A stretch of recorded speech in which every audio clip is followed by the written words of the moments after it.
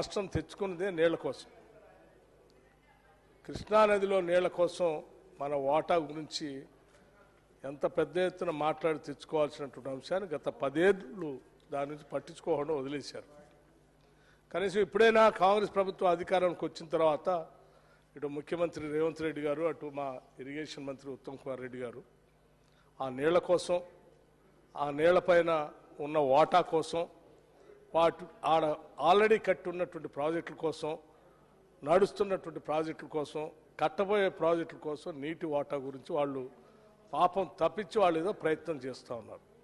ప్రయత్నం చేయటమే కాదు, కేఆర్ఎంబీకి ప్రాజెక్టులు అప్పచెప్పేది లేనే లేదు, మా వాటా మాకు వచ్చేంతవరకు అని చెప్పి ఓ తీర్మానం చేయాలని ఈ సభలో తీర్మానం కూడా పెట్టారు తెలంగాణ ప్రయోజనాల కోసం. మొత్తం సమస్య అంతా చిన్న సమస్య, ఒకటే సమస్య, ఆ నీళ్ల కోసం పోరాటం చేసిన తీర్మానం. ఈ తీర్మానానికి సంబంధించి, ఇంత ముఖ్యమైన తీర్మానానికి సంబంధించి ఇప్పుడే మనం రామాయణం అంతా చర్చించుకోవాల్సిన అవసరం లేదు.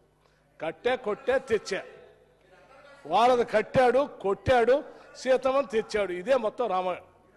అట్లాగే ఈ కృష్ణానది నీళ్ళకు సంబంధించి కూడా 3 అంశాలు అధ్యక్ష.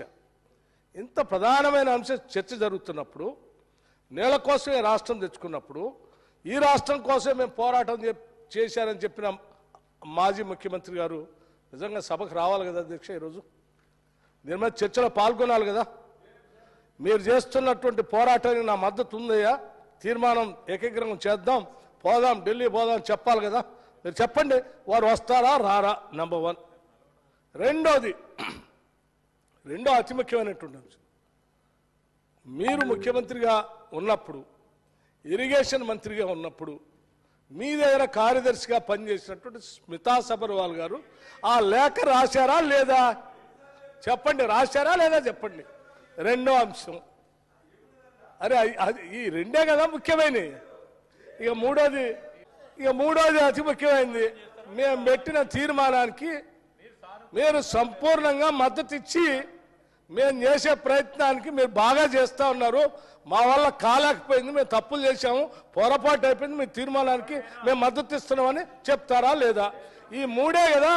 ఈ 3 వదిలేసి ఓ కథలన్నీ చెప్తే ఉపయోగం ఉంది. ఈ 3 మీద సమాధానం చెప్పండి హరీష్ రావు గారు.